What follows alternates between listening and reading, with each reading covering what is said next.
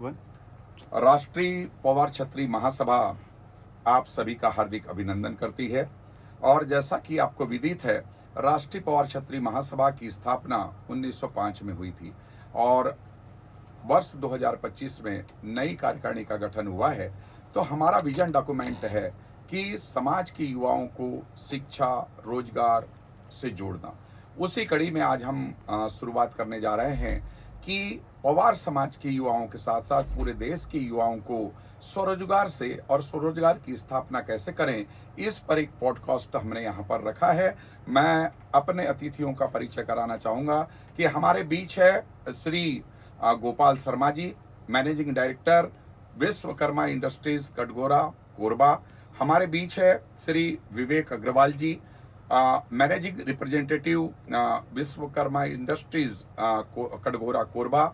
हमारे बीच राष्ट्रीय महासभा के प्रतिनिधि और पवार समाज के उदीयमान सितारे श्री सुनील बघेले जी, जो मैनेजिंग रिप्रेजेंटेटिव है और इस्टेब्लिशमेंट का पूरा काम देखते हैं। हमारे बीच है हमारे साथी श्री बसंत बिसेन जी, राष्ट्रीय उपाध्यक्ष राष्ट्रीय पवार क्षत्रिय महासभा। मैं आप सभी का हार्दिक अभिनंदन करता हूं इस परिचर्चा में। आप सभी जानते हैं कि राष्ट्रीय पवार क्षत्रिय महासभा संपूर्ण भारतवर्ष में समाज उत्थान में काम कर रही है और आज इस कड़ी में हम लोग चर्चा कर रहे हैं कि हमारे समाज के युवा कृषि आधारित उद्योग से कैसे जुड़ें, उनको अधिक से अधिक उद्योगों की स्थापना में हम लोग कैसे मदद करें। इस पर परिचर्चा करने के लिए हमारे बीच सब्जेक्ट एक्सपर्ट उपस्थित है और निश्चित रूप से हमारा जैसे विजन डॉक्यूमेंट है, हमारा महासभा का जो रोड मैप है कि प्रत्येक युवा को अच्छी शिक्षा से जोड़ना, अच्छे व्यवसाय से जोड़ना, कॉम्पिटिटिव एग्जाम से जोड़ना। इसी कड़ी में आज हम चर्चा कर रहे हैं कृषि आधारित उद्योगों की कैसे स्थापना कर सकते हैं। तो सर्वप्रथम हम विश्वकर्मा इंडस्ट्रीज के मैनेजिंग डायरेक्टर श्री गोपाल शर्मा जी से अनुरोध करूंगा कि वे बताएं कि हमारा जो क्षेत्र है बालाघाट जिला है, सिवनी जिला है, गोंदिया जिला है, भंडारा जिला है, तिरोड़ा जिला है, नागपुर है, बैतूल जिला है, हमारा मालवा का पूरा परिसर, शाजापुर, सुजालपुर, उज्जैन, सीहोर से लेकर राजस्थान तक हमारे विस्तार है। तो उनमें हमारा मुख्य व्यवसाय जो है कृषि है। समय के साथ साथ बदलाव आया है और हमारे समाज के लोग शिक्षा के माध्यम से उच्च सेवाओं में पदस्थ है, साथ ही बड़े स्तर पर रोजगार भी उन्होंने स्थापित किया है। मुख्यतः आप बालाघाट, सिवनी, गोंदिया, नागपुर क्षेत्रों में जाएंगे, रायपुर में भी बहुत सारे हमारे पवारजनों द्वारा उद्योगों की स्थापना की गई है। तो मुख्यतः जहां कृषि आधारित हमारी फसल होती है, उन्हीं से संबंधित उद्योगों की स्थापना होती है। तो शर्मा साहब, मैं आपसे जानना चाहूंगा कि कृषि आधारित उद्योग कौन कौन से हो सकते? कृषि आधारित उद्योग तो आपका राइस मिल हो गया, राइस मिल की स्थापना, राइस मिल का हो गया, आपका पोहा प्लांट हो गया जी, इस टाइप के उद्योग हैं। जी जी। तो काफी ये लंबे आपने चर्चा में बताया था कि 10 से 12 उद्योग हम लोग इसमें लगा सकते हैं। तो मैं विवेक जी से भी जानना चाहूंगा कि कौन कौन से ऐसे उद्योग हैं, जैसे सर ने बताया कि राइस मिल है, पोहा उद्योग है, उसके अलावा कृषि आधारित कौन कौन से उद्योग? मिर्च मसाला है, हाँ। या और भी कुछ प्रसंस्करण करना है, क्लीनिंग करना है, ग्रेडिंग करना है अपने को। जी। फिर आजकल जैसे पोहा हो गया, मुरमुरा हो गया, लाई हो गया, चना हो गया, रोस्टेड चना हो गए। जी जी।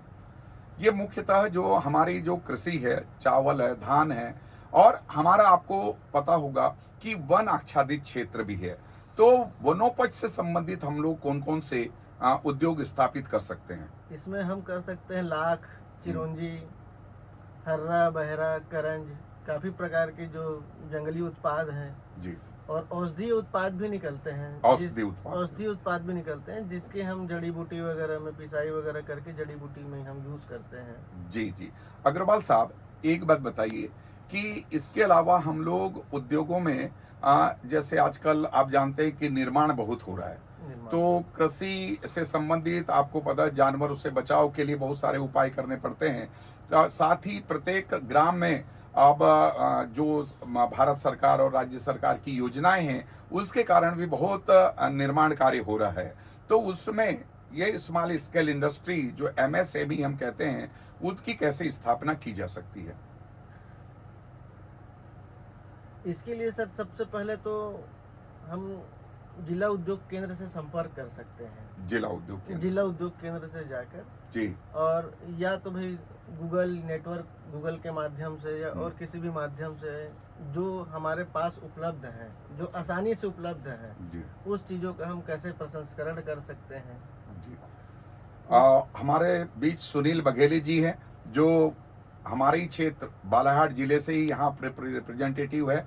मैं आपको बताना चाहूँगा कि बालाघाट जिले के आप पूरा पवार समाज आच्छादित क्षेत्र के बारे में जानते हैं, तो आपकी क्या ओपिनियन है कि उस क्षेत्र में, जैसे रायपुर से हम चलना शुरू करें, रायपुर है, भिलाई है, उसके बाद गोंदिया है, नागपुर है, बैतूल है, बालाघाट है, सिवनी है, हमारे जो समाज से आच्छादित जिले हैं, जो कृषि आधारित है, वहाँ पर किन उद्योगों की, आप मालवा क्षेत्र में जाइए, वहाँ सोयाबीन की बहुत फसल होती है। आप सिवनी क्षेत्र में जाएंगे तो धान और गेहूं की फसल मुख्यतः होती है। बालाघाट क्षेत्र में तो मुख्य धान आधारित उद्योग रहते हैं, सब्जी भाजी सब होते हैं। और इन उद्योगों की स्थापना आपकी क्या राय है, कैसे कर सकते हैं हम लोग वहाँ पर? इसको समय के हिसाब से कर सकते हैं कि इसमें काफ़ी सारा स्कोप भी है। जी। जैसे आपकी लाख हो गया, बहेड़ा हो गया, बाकी समय के हिसाब से उसमें अपन क्या हो सकता है और भी उसके हिसाब से अपन लगा सकते हैं उसे। जी जी, बहुत बहुत धन्यवाद। तो आज हमें जानकारी मिली कि आपके क्षेत्र में जो फसल उत्पादन होता है, उन फसलों के आधार पर उद्योग धंधों की स्थापना आप लोग कर सकते हैं, क्योंकि उद्योग धंधे की स्थापना में इस उद्योग स्थापना से लेकर उसकी मार्केटिंग और विपणन की व्यवस्था बहुत महत्वपूर्ण होती है। हमको वायबिलिटी टेस्ट करना पड़ता है, देखना पड़ता है कि उसका मार्केट कहाँ है और हम किन स्थानों पर उनकी सेलिंग कर सकते हैं। वैसे तो आधुनिक जमाने में राज्य शासन और केंद्र शासन द्वारा भी विभिन्न योजनाओं का संचालन किया जाता है। तो सबसे पहले मैं विश्वकर्मा इंडस्ट्रीज के MD साहब से जानना चाहूँगा कि आप ये बताएं कि किसी भी युवा को उद्योग स्थापित करना है, तो वो उसके मन में विचार आता है कि मुझे उद्योग स्थापित करना है, उनके पास पैसे भी है, मतलब पूंजी की भी व्यवस्था है, लेकिन उन्हें पता नहीं चलता कि एक उद्योग की स्थापना कैसे की जाए। तो आपकी इसमें क्या राय है? किसी भी युवा को अगर उद्योग लगाना है तो सबसे पहले तो उद्योग विभाग में उनको संपर्क करना पड़ेगा जी। और उद्योग विभाग में संपर्क करने के बाद में आपने को CA के पास में जाना पड़ेगा, उससे प्रोजेक्ट रिपोर्ट वगैरह सब तैयार, डिटेल प्रोजेक्ट रिपोर्ट तैयार करना हाँ तैयार करना पड़ेगा। और मानसिक रूप से सबसे पहले उसको तो तैयार होना पड़ेगा कि मेरे को कौन सा प्रोजेक्ट लगाना है जी, कि मैं किस प्रोजेक्ट को लगा के मैं सफल हो सकता हूँ। जी जी। तो उसके बाद फिर उसके जब पूरा मानसिकता पूरा तैयार हो गया कि मेरे को ये प्रोजेक्ट लगाना है, तो उसको हम लोग से या तो हमारे से संपर्क करना पड़ेगा, फैक्ट्री में संपर्क करना पड़ेगा जी। और उनको वहाँ पूरा सलाह लेना पड़ेगा कि हमको क्या क्या करना है।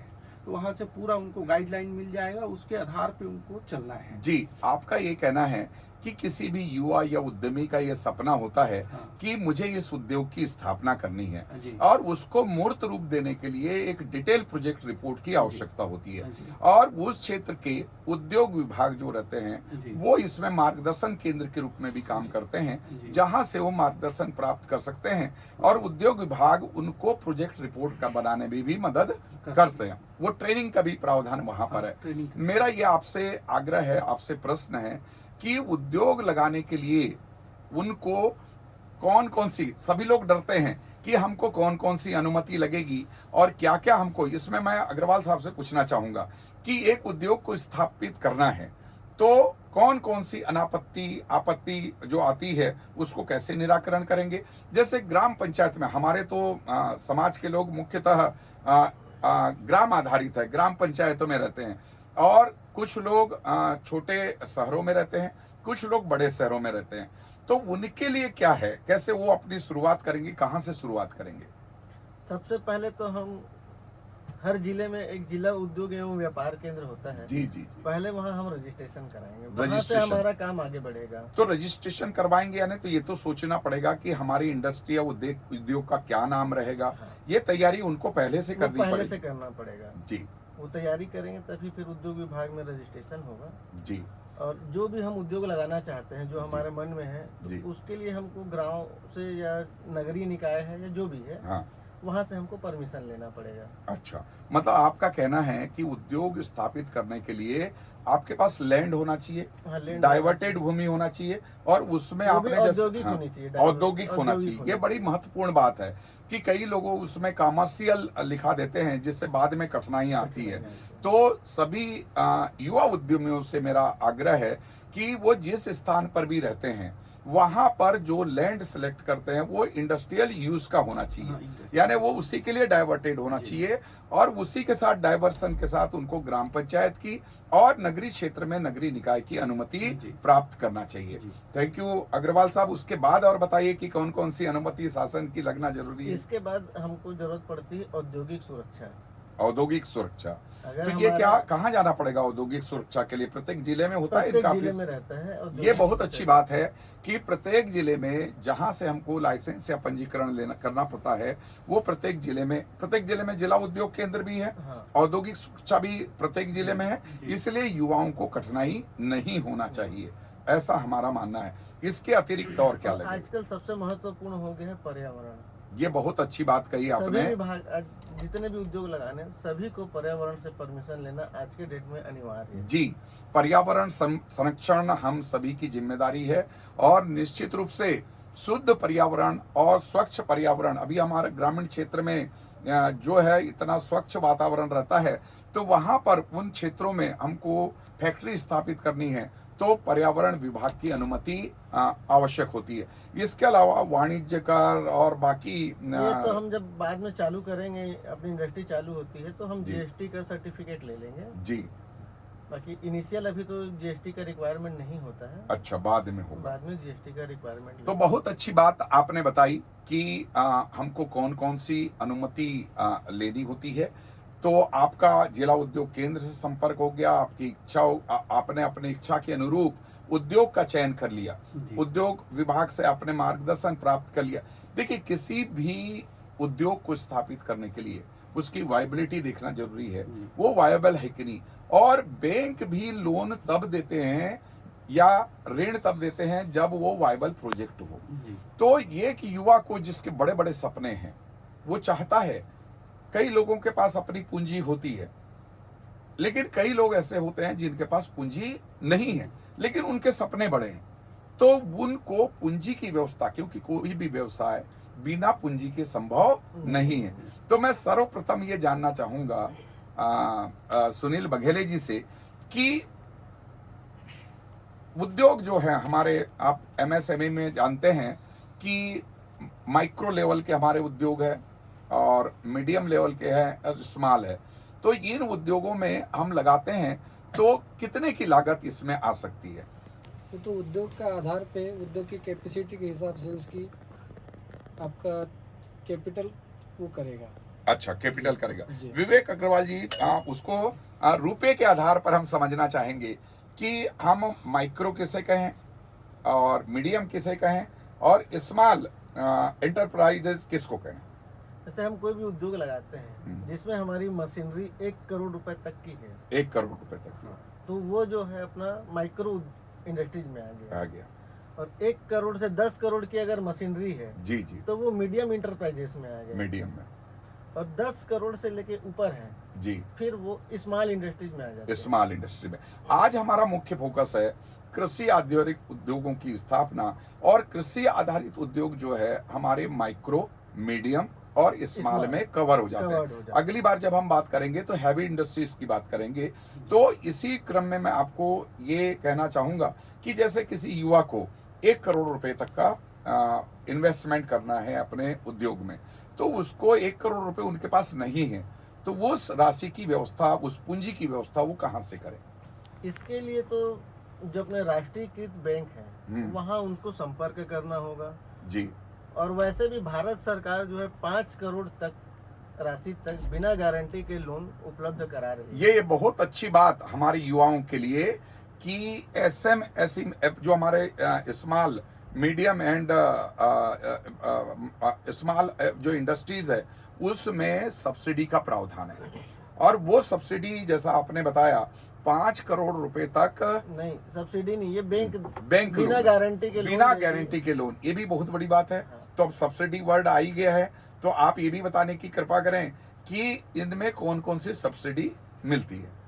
देखिए, इसमें जो है केंद्रीय शासन हम्म, और राज्य शासन की अलग अलग योजनाएं होती हैं। 10 जी। से 12 योजनाएं चलती हैं। हम्म, इसमें 35 से 40% तक का हमको अनुदान मिल जाता है। 35 से 40% काफी जैसे अनुदान मान होता लीजिए है। हमने 1 करोड़ रुपए की कोई उद्योग स्थापित किया, जी, तो शासन से हमें 40 लाख रुपए तक का सुविधा हमको प्राप्त हो जाती है, अच्छा, अनुदान आ जाता है। बहुत बढ़िया बात कही आपने ये। ब्याज अनुदान। और ये बहुत बड़ा मतलब गवर्नमेंट के द्वारा सुविधा उपलब्ध कराया जा रहा है जी, कि हमारे देश के लोग आगे बढ़ें, हम्म, रोजगार में जुड़े, जी जी जी, ग्रामीण क्षेत्र के लोग भी रोजगार से आए। बहुत बढ़िया। देखिए, आपने बहुत बढ़िया बात की कि गवर्नमेंट का शासन और राज्य शासन हो, केंद्र शासन हो, विभिन्न योजनाएं हमारी चल रही है। मेक इन इंडिया प्रोजेक्ट चल रहा है, मेड इन इंडिया प्रोजेक्ट चल रहा है, मुद्रा योजना चल रही है, स्किल अपग्रेडेशन मिशन चल रहे हैं, और जिला उद्योग केंद्र के माध्यम से विभिन्न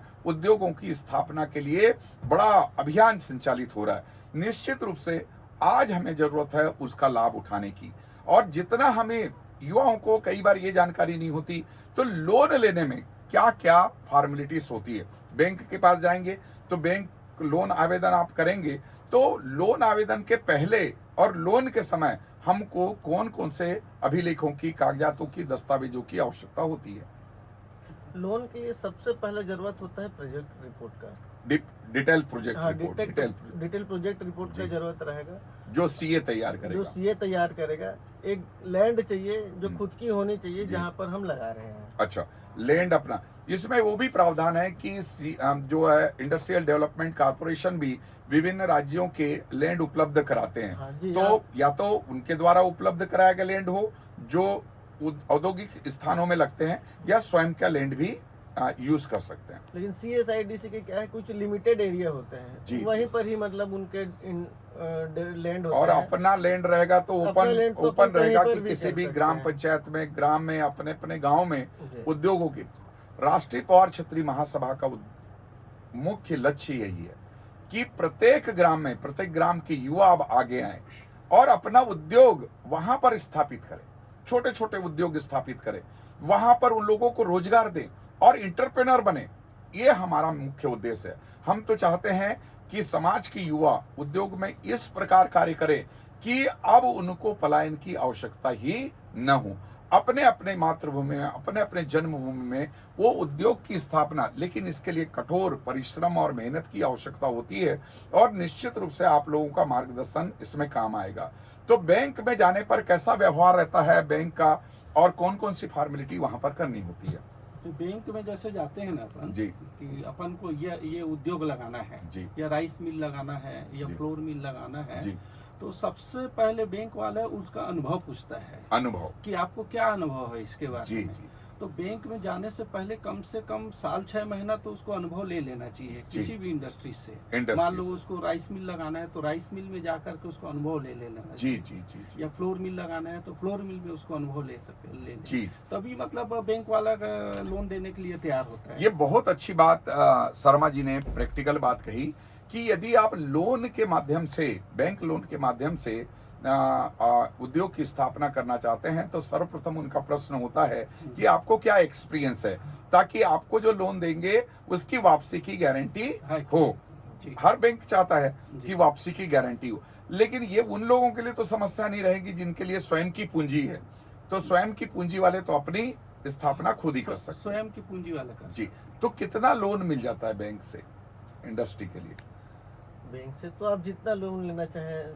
आपने कहा कि बिना गारंटी वाला 5 करोड़ का बिना लोन तो गारंटी है का ही। 5 करोड़ तो रुपए तक हमारे का- जो युवा है वो प्रारंभिक तौर पर 5 करोड़ तक का उद्योग स्थापित करने में उनको कोई कठिनाई नहीं है, और उसमें अधिक गारंटी की बिना गारंटी के ही वो प्राप्त हो जाता है। तो ये सॉफ्ट लोन ही होते होंगे मेरे ख्याल से। जी। और इसके जी। अलावा PMEGP में अपन 50 लाख रुपए तक का लोन उसमें ले सकते हैं। किसमें? PMEGP में, अच्छा, प्रधानमंत्री एम्प्लॉयमेंट जनरेशन प्रोग्राम में। ये बहुत अच्छी बात की कि PMEP में, PMEGP PMEGP में आप लोन का प्रावधान वहाँ पर है, इसका भी युवा लाभ उठा सकते हैं। और एक युवा को सजग और सतर्क रहना चाहिए और बड़ी सावधानी के साथ अपने डिटेल प्रोजेक्ट सीए के माध्यम से बनाना चाहिए ताकि उनका जो उद्योग है पूर्ण सफल है। मैं आपको और इसमें मुद्रा योजना में 10 लाख रुपए तक का मुद्रा योजना ये भी बहुत मिल अच्छी सकता बात कही कि मुद्रा योजना अंतर्गत उद्योग की स्थापना के लिए 10 लाख रुपए तक का लोन आपको आसानी से मिल सकता है। तो ये भी बहुत अच्छी जानकारी है हमारे युवा उद्यमियों के लिए। मैं आपको बताना चाहता हूँ कि एक युवा जब जाता है तो उसका बहुत ज़्यादा अनुभव नहीं होता, लेकिन जब उसको कौन कौन सी चुनौतियां आती है, जब उद्योग की स्थापना करते हैं क्या क्या कठिनाई आती है, पहले से उसको कठिनाई की जानकारी होगी तो निश्चित रूप से वो एक तैयार रहेगा कि ये कठिनाइयां हमें आती है। सबसे बड़ा कठिनाई तो उसका डाइवर्सन करना होता है। डाइवर्सन एक बहुत अच्छी बात की शर्मा साहब ने अपने अनुभव से कि ग्रामीण क्षेत्र या नगरीय निकाय में भूमि की उपलब्धता होना, उसका इंडस्ट्रियल यूज के लिए डाइवर्सन होना और ग्राम पंचायत और नगरीय निकाय की अनापत्ति प्राप्त करना, ये मुख्य जो उसमें थोड़ा समय या अधिक बार आपको आना जाना पड़ सकता और है। जहाँ पे उद्योग लगा रहा है वहाँ पहुँच मार्ग बहुत जरूरी है। ये बहुत अच्छी बात की पहुंच मार्ग इसलिए जरूरी है कि परिवहन जो भी प्रोडक्ट आप पैदा करेंगे उसके वहां तक लोगों की पहुंच, वहां के जानकारी और प्रोडक्ट बनने के बाद उसके परिवहन के लिए कोई तकलीफ नहीं होना चाहिए। तो ये बहुत अच्छी बात करी आपने कि ये कठिनाई होती है। बैंक में भी लोन लेने में तो कई बार आपको संपर्क करना पड़ेगा क्योंकि कोई भी बैंक आसानी से लोन नहीं देता जब तक कि वो संतुष्ट नहीं हो जाते कि ये जो हमारे पास युवा आए हैं या उद्यमी आए हैं ये वास्तव में कमिटेड है, वास्तव में उद्योग स्थापना। हमारे युवा उद्यमी श्री बसंत बिसेन जी भी है, महासभा के राष्ट्रीय उपाध्यक्ष भी है। आप भी प्रश्न पूछिए जो युवाओं के लिए बहुत उपयोगी हो सकता है। कुछ ऐसे जो 1 लाख से लेकर 10 लाख तक के जो होते हैं छोटे, मतलब 5 लाख का जो व्यापार करना है कि मतलब घर में महिलाएं हैं या घर के लिए ऐसी कोई है 2-4 महिलाएं हैं, जैसे अगरबत्ती का करना है, पेन के लिए करना है, तो क्या ऐसा उद्योग भी चालू हो सकता है? हाँ हो सकते हैं। अगरबत्ती हो गया, पेन हो गया, आपका दोना पत्तल हो गए। आजकल मिनी राइस मिल चल रहे हैं 1 लाख से 5 लाख वाले, वो कर सकते हैं। ये बहुत अच्छी बात कही इन्होंने कि मिनी राइस मिल की भी स्थापना, यदि बहुत अधिक पूंजी नहीं लगाना चाहते और अपना क्षेत्र वहीं पर रहकर काम करना चाहते हैं अपने ग्रामों में, तो मिनी राइस मिल भी एक अच्छा विकल्प है। अधिकतम उसमें लागत कितनी है? 5 लाख रुपए तक की। अधिकतम तो अपन 1 करोड़ तक भी 1 करोड़ तक लगा। हाँ। नहीं आपने मिनी कहा तो मिनी राइस मिल तो आजकल 1.5 से 2 लाख रुपए में भी आ रही है। बहुत अच्छी बात है। और दूसरी चीज एक चीज ये होता है, कुछ लोग लोन लेना नहीं चाहते, कुछ लोगों के पास पैसा है। हाँ, तो उसके लिए तो कोई वो है नहीं कि भाई उसके लिए कोई फाउंडेशन है नहीं कि भाई करना है। तो कुछ लोग जैसे पापड़ हैं, कुछ बड़ी बना रहे हैं, आज की डेट में कोई मतलब है तो सेव बना रहा है, इस टाइप के मशीनरीज भी आप लोग मतलब क्या सभी अवेलेबल रहते हैं। नहीं, अगर उनको आगे बढ़ना है, छोटा उद्योग लगा करके बाद में बड़ा उद्योग में जाना है, तो जो वो लोग पैसा अपना लगा रहे हैं, खुद की पूंजी लगा रहे हैं, तो उसको भी उनको रिकॉर्ड में दिखाना है कि मैंने इतना पैसा इसमें लगाया है। उसके हिसाब से भी बाद में उसके हिसाब से क्या होता है, जैसे आगे बढ़ते हैं तो फिर लोन उनको मिल जाता है, आसानी से मिल जाता है। हाँ, तो रिकॉर्ड में उनको दिखाना ये एक अच्छी चीज हो गई। मतलब कि समाज का व्यक्ति है, उसके पास 5-7 लाख रुपए है और वो अपना एक नया व्यापार चालू करना चाहता है और घर के लोग हैं 2-4 लोग हैं, उनको भी अपना व्यस्त रखना चाहता है, तो ये अच्छा काम हो सकता है। हाँ, बहुत अच्छा। उद्योग अगर छोटा भी लगाना है उनको जी। तो इनकम टैक्स फाइल तो उनको होना भी चाहिए क्योंकि सब चीज पक्के में रहेगा तो वो आगे नहीं बढ़ मतलब Aadhaar card, PAN card, income loan के लिए तो बहुत जरूरी है। इनकम टैक्स रिटर्न फाइल करना, ITR फाइल करना, तो ये तो बहुत आवश्यक है और बहुत अच्छी बात आप लोगों ने प्रैक्टिकल बात यहाँ पर हमें बताई है। ये मेरा विश्वकर्मा जी आपसे ये जानना है कि ये मशीन सबसे ज़्यादा जो युवाओं का रहती है कि मशीन कहाँ मिलेगी, किससे संपर्क करें, कहाँ जाएं? क्या वो आजकल तो खैर गूगल अवेलेबल है, गूगल से भी सर्च करते हैं, लेकिन गूगल में भी कई फेक एडवर्टाइजमेंट भी रहते हैं। तो आप इतने लगभग 38 साल से इस उद्योग में हैं, आपका अनुभव भी है, आपने लगभग 50,000 उद्योगों की, लघु उद्योगों की स्थापना की है जी। ये इतना बड़ा अनुभव है जो हमारे युवाओं को काम आ सकता है। तो ये युवा मशीन कहाँ अवेलेबल होगी, कहाँ जाएंगे? इसके लिए देखो इंडस्ट्रीज में ही संपर्क करना पड़ेगा, गूगल से संपर्क करने से कुछ नहीं होगा। नियरेस्ट अपने आसपास हमारी इंडस्ट्रीज हो या और कोई इंडस्ट्रीज हो, उसमें जाके उनको संपर्क, जैसे हम लोग बालाहाट, गोंदिया, सिवनी, तिरोड़ा, ये इस एरिया में ज़्यादा लोग हैं, तो उनको अपने निकटस्थ शहर में जाना चाहिए। नागपुर एक बड़ा सेंटर है, रायपुर एक बड़ा सेंटर है यहाँ पर हम लोग संपर्क कर सकते हैं। और निश्चित रूप से ये जानकारी बहुत अच्छी है, क्योंकि सबसे ज़्यादा कठिनाई यही होती है कि उनको मशीनें, अच्छा मशीनें कितने प्रकार की कैसी होती है, ऑटोमेटिक होती है कि मैनुअल होती है, कैसे होती है? सभी प्रकार की होती है, सभी प्रकार की मशीनें। तो कस्टमर के हिसाब से हम लोग जज कर लेते हैं कि ये क्या मशीन लगाएगा, ऑटोमेशन लगाएगा कि मैनुअल लगाएगा, यानी उनके पास पूंजी और बजट कितना है। यानी जैसा कि आप कह रहे हैं, तो ऑटोमेटिक मशीन तो महंगी आएगी और जो मैनुअल मशीनें हैं वो होगा, और उसकी जो ऑटोमेटिक मशीन है तो उसका प्रोडक्शन भी जल्दी होगा और ज़्यादा किफ़ायती भी होगी। इसमें एक बात बताइए, आपकी जो मशीनें होती है या जो हमारे इस प्रकार की मशीनें उपलब्ध होती है मार्केट में, तो उसमें सबसे बड़ी बात होती है कि प्रोडक्शन तो हम लोग करते हैं, उसके बाद उसकी पैकिंग। आजकल आप जानते हैं ब्रांडिंग एंड पैकिंग जितनी अच्छी होगी आपके प्रोडक्ट की, उतना ही आपका जो प्रोडक्ट है वो ज़्यादा सेल होगा। तो पैकिंग के लिए क्या आपके पास ऑटोमेशन उपलब्ध है मार्केट में? हाँ, अरे आप लोग कर रहे हैं तो आपके पास अवेलेबल है? जी सब।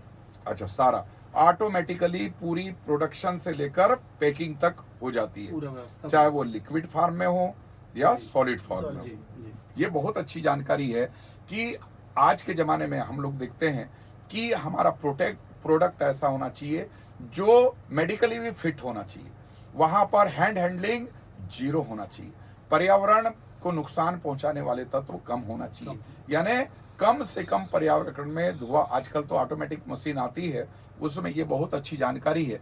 मेरा ये कहना है कि स्थान का चयन हो गया, मशीनें भी आ गई, उनके इस्टेब्लिशमेंट में, मशीन आने से बाद उनके इस्टेब्लिशमेंट में कितना समय लगता है, और मशीनों की स्थापना, जैसे आप लोग अनुभवी लोग हैं, तो कौन स्थापना करता है? हमने ऑर्डर दे दिया, हमारे युवा ने ऑर्डर दे दिया, हमारे उद्यमी ने ऑर्डर दे दिया, 1 सप्ताह में आपका सामान पता चला आदमी अवेलेबल नहीं है, तो वो कैसे लगाएगा? कौन जाता है वहां पर लगाने के लिए? हमारे संस्थान में उसके अलग फिटर रहते हैं, वो जाकर, यानी ये तो आपका यहाँ पर हो गया। पूरे देश में इस प्रकार का कार्य करने वाले जो इंडस्ट्रियलिस्ट है वो पूरा सपोर्ट रहते हैं, वो एक्सपर्टीज रहती है, और वो प्रोजेक्ट यानी मशीन की इंस्टॉलेशन से लेकर उसके प्रोडक्शन शुरू होने तक पूरा मार्गदर्शन देते हैं। 10 दिन 15 दिन पूरा ट्रायल दे देते हैं। अच्छा, ये ट्रायल से पूरा वो समझ में आ जाता है।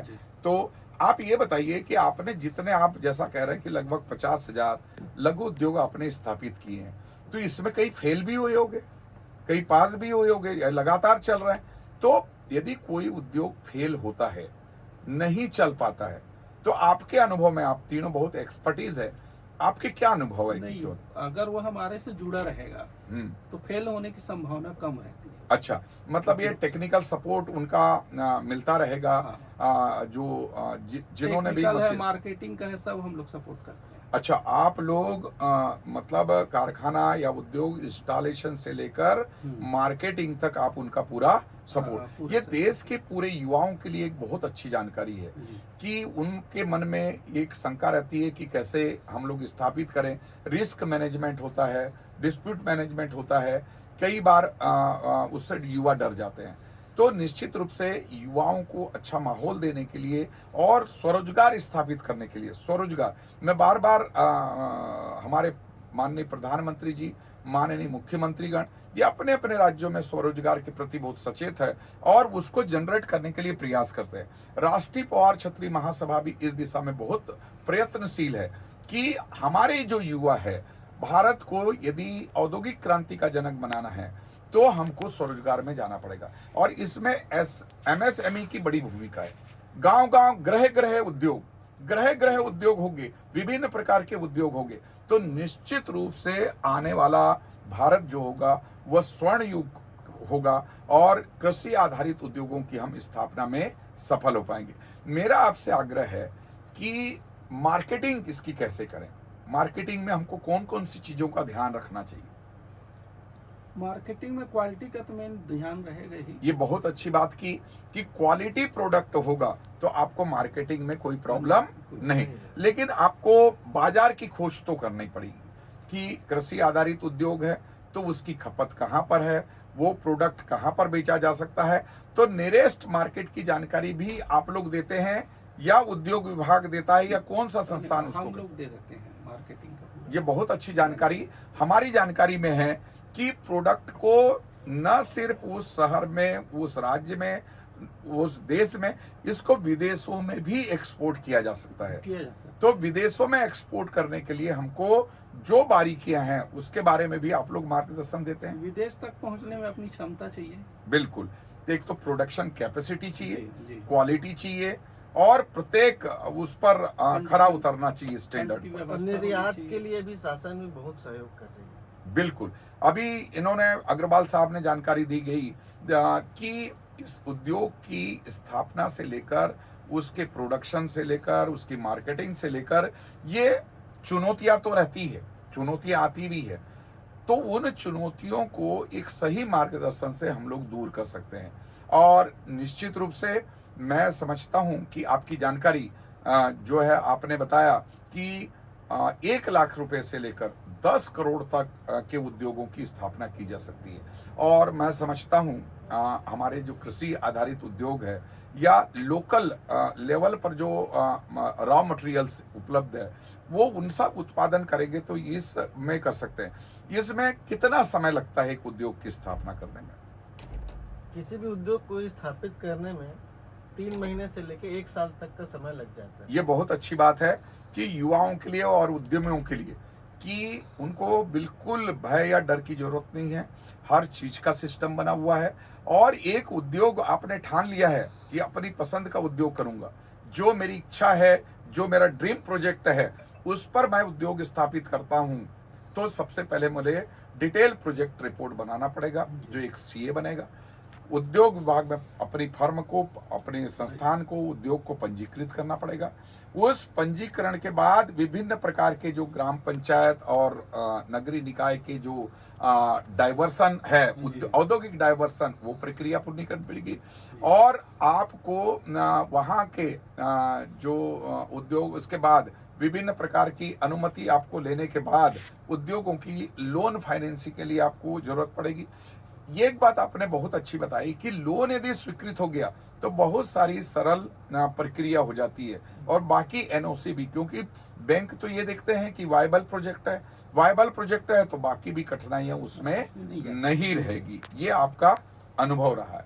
तो ये बड़ी अच्छी चर्चा है कि युवाओं को उद्योगपति बनाना है, औद्योगिक जगत से जोड़ना है, उनको एक एंटरप्रेन्योर बनाना है, make in India, made in India से जोड़ना है, तो निश्चित रूप से उनको स्वरोजगार की स्थापना करनी चाहिए। और आप लोगों का बहुत इसमें एक्सपर्टीज है। निश्चित रूप से ये कार्यक्रम हमारे युवाओं के लिए, हमारे देश के युवाओं के लिए, हमारे राज्य के युवाओं के लिए, सभी युवाओं के लिए बहुत उपयोगी होगा, क्योंकि ये हम राष्ट्रीय पवार क्षत्रिय महासभा के हमारा जो ड्रीम प्रोजेक्ट है, हमारा जो विजन डॉक्यूमेंट है, जो हमारा रोड मैप है कि हम युवाओं को एंटरप्रेन्योरशिप प्रोग्राम से जोड़ेंगे, लघु उद्योग, मध्यम उद्योग और बड़े उद्योगों से जोड़ेंगे। उसी कड़ी में आपसे जो चर्चा हुई है निश्चित रूप से ये उपयोगी होगी। और हम युवाओं से आह्वान भी करते हैं कि अब समय आ गया है कि हम अपनी, जहां हमने जन्म लिया है, हमारा जो उस ग्राम में हम उद्योगों की स्थापना करें, छोटे छोटे उद्योग लगाएं।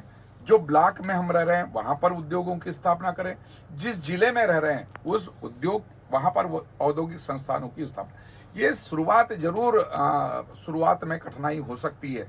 अभी तक हमने देखा था कि जो भी युवा पढ़ाई करता है वो सिर्फ नौकरी के लिए करता है कि मुझे एक अच्छी नौकरी मिल जाए, लेकिन नौकरी की एक सीमा है और एक उद्योगपति की स्काई इज द लिमिट है कि वो जीरो से शुरू करके आसमान तक छू सकते हैं। और हमारे देश में नहीं, विदेशों में भी हमने देखे हैं कि जो आज बड़े बड़े उद्योगपति है, उन्होंने छोटी शुरुआत की थी और आज वो बड़े उद्योग तक पहुंचे।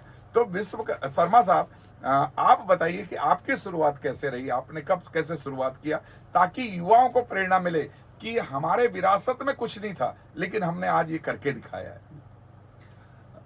हम लोग शुरू में रिपेयरिंग का काम शुरू किया था। अच्छा। प्लांट मशीनरी का रिपेयरिंग का काम शुरू किया था। तो रिपेयरिंग का भी काम हमारा अच्छा था, बढ़िया संतुष्टि से हम लोग काम करते थे। पब्लिक हमसे मतलब खुश रहती थी, मिल वाले खुश रहते थे कि हाँ भाई यहाँ काम होगा तो अच्छा होगा। हाँ। तो एक राइस मिल में मैं गया हुआ था, तो वहाँ एक रबड़ सेलर होता है। अच्छा। जो धान की छिलाई करता है। तो उसका रिपेयरिंग करने के लिए मैं गया हुआ था। तो जहाँ रिपेयरिंग करने गया था, उसको मालिक को बोला मैं तो यार ये मशीन मैं बना दूंगा। अरे वाह। तो उसने चैलेंज किया, बोले तू बना ही नहीं सकता, बोले ये मशीन, ये बहुत अच्छी तो बात बाहर है। से मशीनें आती है। हाँ। तो मैं बोला मैं बनाऊंगा। अच्छा। और मैंने उसको बना दिया और मिल में लगा के चालू कर दिया। अच्छा। तो वहां से मेरा जो काम चालू, मतलब उस दिन से आपके जीवन में बहुत बड़ा बदलाव हाँ, शुरू हुआ बहुत बड़ा कि एक इंडस्ट्रियलिस्ट के रूप में विभिन्न जो उद्योगों की स्थापना, आपने बहुत बड़ी सेवा की है कि विभिन्न किसानों को एक प्लेटफॉर्म दिया है। और आपने तो जैसे जानकारी में बताया कि मध्य प्रदेश राज्य में, छत्तीसगढ़ राज्य में, महाराष्ट्र राज्य में आपने उद्योगों की स्थापना की है।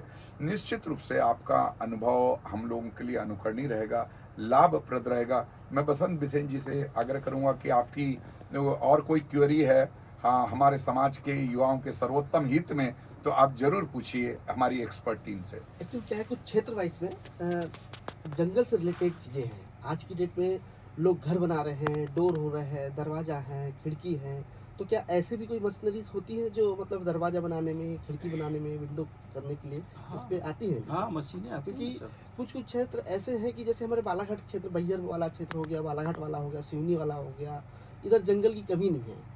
तो कुछ ऐसी चीज़ हो कि भाई हम लोग उसको रोजगार से जोड़ लें, तो क्या ये संसाधन तो बन सकता है अपना? संसाधन बन सकता है, लेकिन फर्नीचर से संबंधित नहीं होना चाहिए। अच्छा अच्छा। हाँ, क्या फिर जंगल खराब हो जाएंगे उसमें। नहीं, हम लेके ना आए, मतलब वो जो करने वाला व्यक्ति होगा, डिपो जाएगा, डिपो से लकड़ी लेगा, उससे फर्नीचर वो करेगा। आजकल देखो कारपेंटर में कोई इंटरेस्ट नहीं लेता है। ये भी बात सही बोल रहे हैं।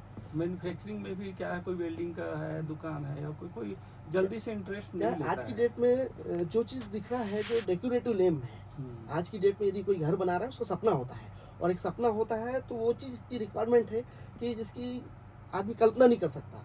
आदमी घर बनाता है तो देखता है भी अच्छा से अच्छा मतलब वो हो, उस पर भी एक अच्छा जोड़ा जा सकता है। हाँ, जोड़ा जा सकता है। आजकल तो ऑटोमेटिक मशीनें आती हैं, सब आती हैं। ये बहुत अच्छी बात बताई शर्मा साहब ने। और निश्चित रूप से एक युवा का सपना होता है। मैं तो यहाँ पर युवा नहीं कहूँगा, वो एक अधिक उम्र वाले भी लोग हो सकते हैं। और हमारे जीवन में विभिन्न उम्र में ये ख्याल आता है काश हम भी एक उद्योगपति होते, हम एक उद्योग की स्थापना कर सकते। वो ड्रीम प्रोजेक्ट होता है, लेकिन विभिन्न कठिनाइयों के कारण मेन पूंजी की व्यवस्था, इंफ्रास्ट्रक्चर की व्यवस्था नहीं होने के कारण नहीं हो पाते। मेरा आग्रह है कि उद्योग स्थापित करने की कोई उम्र नहीं होती। आप किसी भी उम्र में अपने उद्योग की स्थापना कर सकते हैं, और निश्चित रूप से एक छोटी शुरुआत भी कर सकते हैं, मध्यम शुरुआत भी और बड़ी शुरुआत भी कर सकते हैं। और ये बिल्कुल आप यदि इसमें लगेंगे तो निश्चित रूप से उस उद्योग में आपको सफलता मिलेगी। इसी के साथ हम आभार व्यक्त करते हैं विश्वकर्मा इंडस्ट्री के मैनेजिंग डायरेक्टर श्री गोपाल शर्मा जी का, वहाँ के मैनेजिंग रिप्रेजेंटेटिव श्री विवेक अग्रवाल जी का, वहाँ के मैनेजिंग रिप्रेजेंटेटिव जो हमारे महासभा के सदस्य भी हैं श्री सुनील बघेले जी का, और हमारे राष्ट्रीय उपाध्यक्ष श्री बसंत बिसेन जी का। निश्चित रूप से ये परिचर्चा हमारे लिए बहुत उपयोगी रहेगी। और मेरा आप लोगों से आग्रह है कि आने वाले दिनों में हम जब ऐसे कार्यक्रम करेंगे, अगली कड़ी में जो और डिटेल होगी, आज तो एक प्रारंभिक जानकारी थी कि एक उद्योग की स्थापना कैसे की जाए, ये सब जानकारियां यूट्यूब पर भी अवेलेबल है। लेकिन आज इंटरेक्टिव कि कौन कौन सी कठिनाइयाँ आती है, फंड की व्यवस्था कैसे करती है, बैंक कैसे काम करते हैं, कौन कौन सी अनुमति होती है, कितना समय लगता है, कौन कौन से MSME में हम लोग उद्योग स्थापित कर सकते हैं। तो एक लंबी फेरिस्त आपने लिस्ट बताई कि कृषि आधारित ये उद्योग हम लोग कर सकते हैं। कृषि वाले जो क्षेत्र है, राइस ब्रान ऑयल आजकल जो हार्ट के लिए बहुत अच्छा होता है, जो राइस ब्रान ऑयल की इंडस्ट्री भी लग रही है हमारे राजनांदगांव और दुर्ग क्षेत्र में बहुत लगी है। राइस मिल्स हमारे जो पवार है, हम लोगों ने बहुत राइस मिल लगाई है, बचपन से हम लोग राइस मिल देखते हैं। बालाघाट जिले की जो और गोंदिया, भंडारा, यहाँ पर बहुत सैकड़ों की संख्या में आप राइस मिल देखेंगे। वारासिवनी, कटंगी क्षेत्र, तो निश्चित रूप से कृषि आधारित उद्योग ही इस देश की रीढ़ है। हमारी 80% आबादी कृषि पर निर्भर है, तो हमको कृषि आधारित उद्योग को प्रोत्साहन देना चाहिए। और मैं राष्ट्रीय पवार क्षत्रिय महासभा की ओर से महासभा का अध्यक्ष नंदलाल चौधरी आग्रह करता हूं कि समाज के सभी युवा, राज्य के सभी युवा, देश के सभी युवा, आप या कोई भी किसी भी उम्र में आप उद्योग की स्थापना कर सकते हैं। छोटी मोटी कठिनाइयाँ, चुनौतियाँ उद्योग की स्थापना में आती है और उसका निराकरण भी हो जाता है। निराश होने की आवश्यकता नहीं। आपके पास पूंजी नहीं है तो शासन विभिन्न योजनाओं के माध्यम से पूंजी उपलब्ध कराते हैं। बैंक से हमें लोन प्राप्त होता है। वो हमारे में एक जिगर, एक मिशन, एक लगन पैदा करनी पड़ी होगी, जिसको हम किलिंग इंस्टिंक्ट कहते हैं। यदि हमारे में किलिंग इंस्टिंक्ट है, हमारी में प्रेरणा है, चेतना है और हम कुछ कर गुजरने की क्षमता रखते हैं, तो निश्चित रूप से हम एक सफल उद्योगपति, सफल उद्यमी बन सकते हैं और मजबूत और सुदृढ़ सशक्त भारत। अभी आप जानते हैं कि हम लोग चौथे नंबर पर आ गए हैं हमारी इकोनॉमी में। तो निश्चित रूप से जब हम गांव-गांव में उद्योगों की स्थापना करेंगे, कृषि आधारित उद्योगों की स्थापना करेंगे, तो आने वाला भारत स्वर्णयुगीन भारत होगा, स्वर्णयुगीन भारत होगा, स्वर्णयुगीन भारत होगा। जय भारत, जय हिंदुस्तान।